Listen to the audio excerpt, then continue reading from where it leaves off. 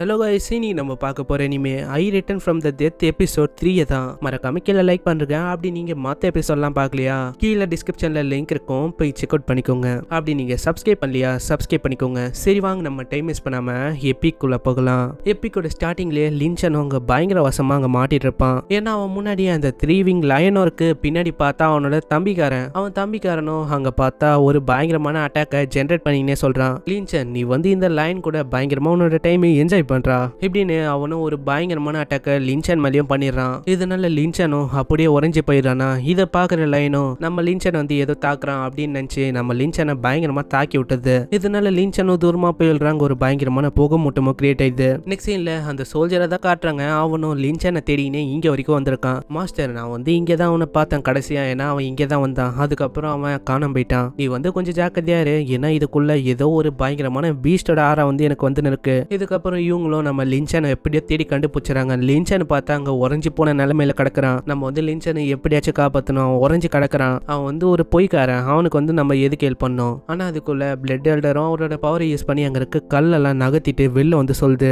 ராவ் நீங்க தான் எங்களுக்கு ஹெல்ப் பண்ணோம், இந்த மாதிரி லின்சனை ஃப்ரீ ஆக்குங்க. இதையும் இப்பதான் அந்த பொண்ணு பாக்குது. இவளுக்கும் தெரிஞ்சு போயிடுது, நீங்க வந்து பிளட் எல்டரா, நீங்க தானே இது. ஆனா இதுக்கெல்லாம் இப்போ டைம் இல்ல. நீ வந்து இப்போ லின்சனை காப்பாற்றணும். ஏன்னா நான் மோஸ்ட்லி என்னோட பவரை யூஸ் பண்ணிட்டேன் ஸ்டார்டிங்லயே. அதனால என்கிட்ட சுத்தமா எனர்ஜி இல்ல, நீங்க தான் ஹெல்ப் பண்ணணும். இதனாலேயே ராவும் அங்க வந்து சொல்றான், இந்த மாதிரி நீ தான் அங்க லின்சனை காப்பாற்றணும். வேற வழி இல்லாம அந்த சோல்ஜரும் அந்த ஸ்பியரை பயங்கர வேகமா அந்த ஐஸ் கட்டி மேல தூக்கி அடிக்கிறான். அது பட்டத்த செகண்டே அங்கேயும் உடைய ஆரம்பிச்சது. அதுவும் உடஞ்சக்கு அப்புறம் நம்ம லின்சனும் எப்படியோ வெளில வந்துடுறான். லின்சன் வெளில வந்தக்கு அப்புறம் அந்த பிளட் எல்டரும் போய் கேக்குது, ஆமா லின்சன் நீ வந்து நல்லா தானே இருக்க. ஆனா அங்க பிளட் எல்டருக்கும் என்ன ஆச்சுன்னு தெரியல, ஒரு வந்து கொஞ்சம் கொஞ்சமா மாறி ஆரம்பிக்கிறாரு. ஆமா நான் வந்து நல்லா தான் இருக்கேன், ஆனா உங்களோட நிலைமை என்ன ஆச்சு. நான் வந்து நல்லா தான் பாருக்கேன், இருந்தாலும் நான் வந்து நிறையவே பவர் யூஸ் பண்ணிட்டேன். இப்படி சொல்லிட்டு அவரும் லின்சனோட பாடிக்குள்ள போயிடுறாரு. நீ வந்து இந்த இடத்த இன்னமும் நிறைய எக்ஸ்ப்ளோர் பண்ணும், ஏன்னா என்னால நல்லாவே சென்ஸ் பண்ண முடியுது. இங்க வந்து இன்னமும் நிறைய ட்ரெஸஸ்லாம் இருக்கு. அதாவது உன்னோட பைத்தியக்கார தம்பி அவன் வந்து இன்னமும் நிறைய இதை விட்டு போயிட்டான். அதெல்லாம் நீ எடுத்துக்கலாம். ஆனா நான் இன்னமும் கொஞ்சம் ஜாக்கிரதை தான் இருக்கணும். இந்த மாதிரி அந்த லைன் வந்து இன்னமும் உயிரோட தான் சுத்தின்னு இருக்கு.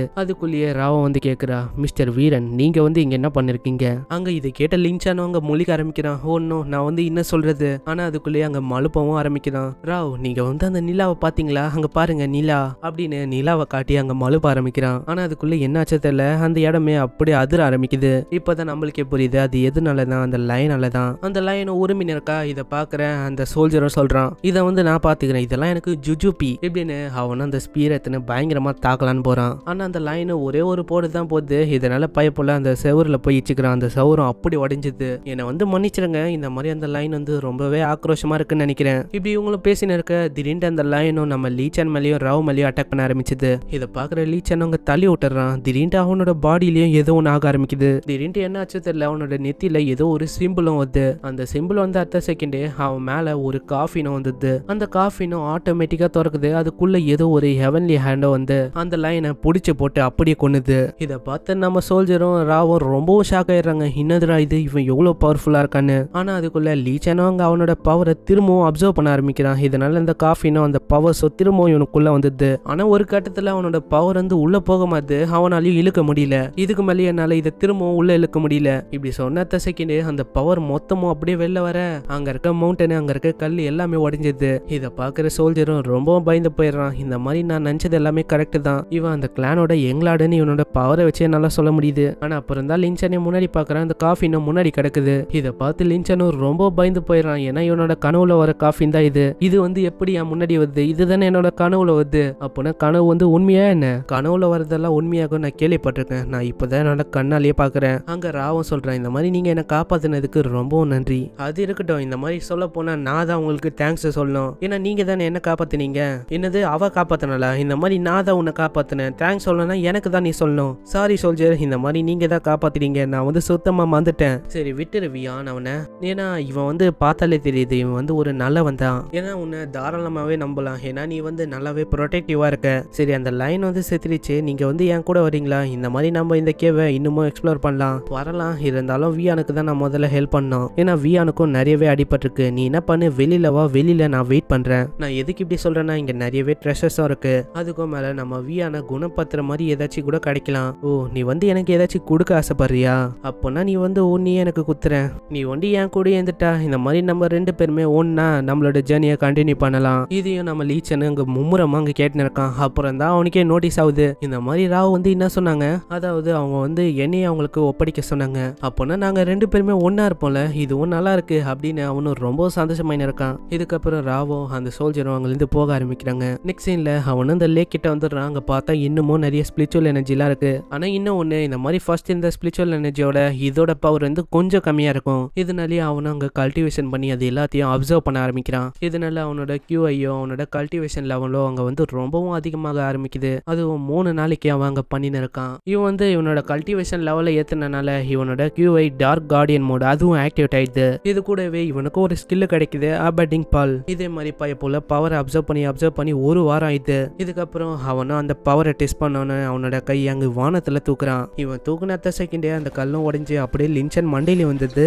அட நான் வந்து இன்னும் பைத்தியக்காரத்தனத்தை பண்ணியிருக்கேன். இந்த மாதிரி அத்த வாட்டி டெஸ்ட் பண்ணனா வானத்தை நோக்கி வண்டி நான் டெஸ்ட் பண்ண மாட்டேன், ஏன் மண்டையில விழுந்தது. ஆனா ஒண்ணுப்பா, இந்த மாதிரி என்னோட பவர் வண்டி குறையில, அது வந்து இன்னமும் அதிகமாயிருக்கு. எப்படியோ என்னோட இன்னேட் லெவலோட நான் 8வது லெவல்ல ரீச் பண்ணிட்டேன். அவ்வளவுதான், வேற என்ன, ராவ் கூட போனோம், ஜாலியா இருக்கணும் இப்படின்னு அவனும் வெளியில போய் பாக்குறான். ஆனா வெளியில பார்த்தா ராவையும் காணோம், அங்க இருக்க ஆளுங்களையும் காணோம். அவ வந்து என்ன சொன்னா, இந்த மாதிரி எனக்கு வெயிட் பண்றேன்னு சொன்னா, ஆனா இப்போ அவ ஆளே காணோம், அவ எங்க போனா. அப்புறம் தான் அவனே அங்க இருக்க ஒரு லெட்டர் நோட்டீஸ் பண்றான். அதுல என்ன போட்டுக்குதுன்னா, இந்த மாதிரி நம்ம சோல்ஜரு அவரால் அங்க ரொம்ப நேரத்துக்கு தாக்கு பிடிக்க முடியல, அந்த அட்டாக் பட்டதுல அதுல அவருக்கு ரொம்ப இன்ஜுரி ஆயிருக்கு. இதனாலேயே போற வழியிலேயே அவர் இறந்து போயிட்டாரு. இதனாலேயே நாங்களும் அந்த சிட்டிக்கு கிளம்பிட்டோம். சரி, என்ன வந்து கண்டிப்பா மிஸ் பண்ணாத, ஏன்னா நம்ம திரும்பவும் சந்திப்போம். இதை படிச்சுட்டு நம்ம லின்சன் அங்க ரொம்ப சோகமாயிடுறான். பிரதர் விஹான், நீங்க வந்து எங்களுக்காக உங்களோட உயிரை விட்டுருக்கீங்க, நான் வந்து இதை மறக்க மாட்டேன், இதுக்கான பதிலடியை கண்டிப்பா என்னோட தம்பிக்காரனுக்கு நான் கொடுக்காம விட மாட்டேன். நெக்ஸ்ட் சீன்ல லீச்சானும் நந்து அவனோட யாங்சாங் சிட்டி அங்க வந்துடுறான். அந்த மெயின்டனோட கேட்டை பார்க்க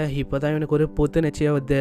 எப்படியோ ஃபைனலி நான் வந்து இங்க வந்துட்டேன். நெக்ஸ்ட் சீன்ல அங்க ஒரு காடை தான் காட்டுறாங்க. அங்க ஒரு மனுஷன்னு சொல்றான், நான் வந்து இதுக்குள்ள போகணும், இதுக்குள்ள போக ஆசைப்படுறீங்கன்னா இந்த மாதிரி ஸ்பிரிச்சுவல் ஸ்டோன் ஒன்று கொடுத்தாதான் உள்ளே போக முடியும். ஆனா என்கிட்ட ஸ்டோனே இல்லையே, ஸ்டோன் இல்லைன்னா மரியாதை ஓடி போயிடு இப்படின்னு ஒரு பயங்கரமான அடியும் போடுறான். நீ ஸ்டோன் இல்லாம திரும்பவும் அந்த கையில ஒன்று கூர்ப்பா இருக்கு பாரு, இதை வந்து நான் கண்ட இடத்துல சொல்லிடுவேன். இதனால பைப்பொலி அங்க திருச்சின்னு ஓட ஆரம்பிச்சிடறான். இதுக்கப்புறம் தான் நம்ம லீச்சன் அவங்க வரான். இந்த மாதிரி நீ யாருப்பா, நீயும் உள்ள போனோமா என்ன, அப்போ என்ட்ரி ஃபீஸுக்காக உன்கிட்ட காசு இருக்கா. என்கிட்ட காசு இருக்கு, ஆனா நான் வந்து அது எங்க வச்சேன்னு எனக்கு சரியா தெரியல, அது வந்து எங்கேயோ வச்சுட்டு நான் மறந்துட்டேன்னு நினைக்கிறேன், அது வந்து கிடைக்க மாட்டேங்குது. அட யாரா நீங்களாம் எங்கல இருந்துரா வரீங்க, இந்த மாதிரி காசு இல்லைன்னா நீங்களாம் எதுக்கு வரீங்க. ஆனா அப்புறம் தான் அந்த கேட் கார்டு வந்து நோட்டீஸ் பண்றான், இந்த மாதிரி அது லீச்சன்னு. இதனாலே அவனும் கத்தலான்னு வர, ஆனா அதுக்குள்ள லீச்சன் வந்து பிடிச்சு போட்டுறான். இருப்பா இரு, கத்திராத லின் ஹவ், அதனால என்ன உள்ள விட்டுரு.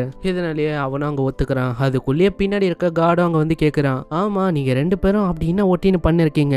இதை பாக்குற அந்த கார்டும் அங்க பிடிச்சு போட்டுறான். இந்த மாதிரி நீ பாருப்பா, அந்த மலைக்கு மேல அழகழகான பொண்ணுங்க போயின்னு இருக்காங்க, இதுதான் சான்ஸ்னு லின்சானும் அங்க நைஸா அந்த சிட்டிக்குள்ளேயும் என்டர் பண்ணிடுறான். சிட்டில என்டர் பண்ண செகண்டே உள்ள பார்த்தா அங்க கடையா இருக்கு. அங்க சிட்டிக்குள்ள பயங்கரமான சண்டையை போயின்னு இருக்கு, என் கடை தான் பேசு, உன் கடை தான் பேசுன்னு. அங்க சில பொண்ணுங்களாம் அங்க தம்பிக்காரனை பத்தியும் புகழ்ந்து பேசின்னு இருக்காங்க. லின்ஹான் வந்து ரொம்ப பெரிய ஆளா இருக்காங்க, ஏன்னா இன்னேட் லெவலோட 10th லெவல அவர் அச்சீவ் பண்ணிட்டாரு. இதெல்லாம் கேட்டு இருக்க லின்சனுக்கும் புரியுது, அப்போனா இவனை தோக்கடிக்கிறது கொஞ்சம் கஷ்டமான விஷயம் தான் போல, ஆனா இதை வந்து நான் பண்ணிதாகணும். இதுக்கப்புறம் இவனும் ஒரு ஹோட்டலுக்கு போய் அந்த தாத்தா கிட்ட கேட்கறான், இந்த மாதிரி எனக்கு ஒரு ரூம் தேவைப்படுது. தம்பி நீ சொல்றது நல்லதா இருக்கு, இந்த மாதிரி இங்க ஒரு ஈவெண்ட் நடக்குதுப்பா தம்பி, அதாவது லின் ஃபேமிலியில பெரிய ஈவெண்ட் நடக்குதா, சோ அதனால இங்க இருக்க first class and second class அந்த ரூம்ஸ் எல்லாமே ஃபுல் ஆயிடுச்சு, அதனால வெறும் ஒரே ஒரு ரூம் தான் இருக்கு, அதுவும் 3rd கிளாஸோட ரூமு. ஓ அப்படியா, அப்போனா எனக்கு அதுவே புக் பண்ணி விட்டுருங்க. இவனும் அந்த ரூமை புக் பண்ணிட்டு அவனோட ரூமுக்கும் போக ஆரம்பிக்கிறான். இவன் போகும்போது அங்க ஒன்னத்த மேலேயும் இவன் கண்ணு படுது. அங்க ஒருத்தன் மொட்டையனோ கண்ணு இருக்கான், அவன் மேல இருந்து ஒரு பயங்கரமான ஆறாவது,